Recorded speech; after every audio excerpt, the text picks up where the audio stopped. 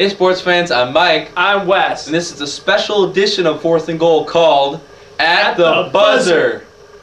In this episode, we'll be talking solely about basketball, pro and college. And our first topic, the 2011 NBA trade deadline.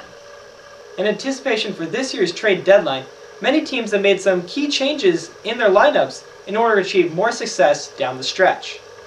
Now, I will be grading these teams on how well they did. We start with the New York Knicks. They traded away over half of their starting lineup for Carmelo Anthony and Chauncey Billups.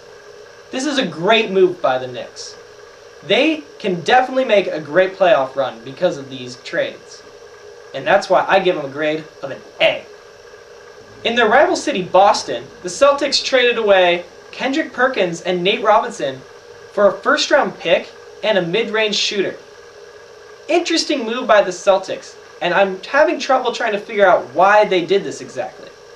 Now, I understand that Kendrick Perkins is also very liable to injury, but I feel that his strong position in center makes him a very good asset, especially in the playoffs.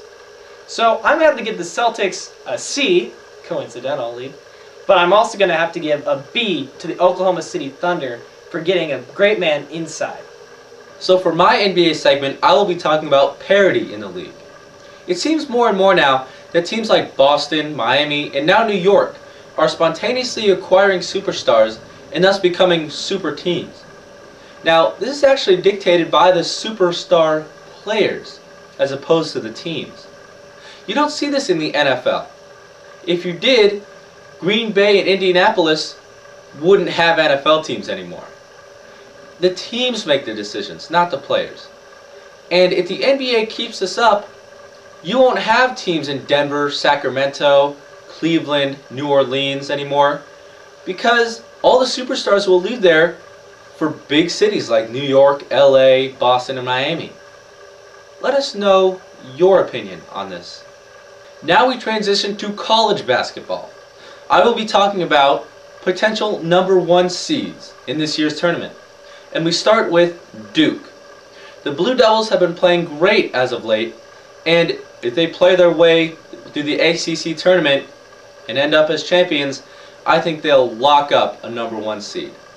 My second #1 seed is Kansas. The Jayhawks have a stellar record this year, and if they beat Texas and Texas A&M in the Big 12 tournament, there's no way they can be denied a #1 seed in this year's March Madness tournament. Now for our third #1 seed, I'm going to have to say it's whoever comes out on top of the Big East. I really don't know who it is. It could be Pittsburgh, UConn, Notre Dame, Marquette, Georgetown. I really don't know. But whoever does come out on top will be our #3 #1 seed.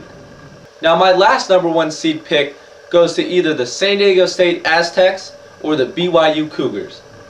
BYU is led by the sensational Jimmer Fredette. There's really nothing he can't do on the court.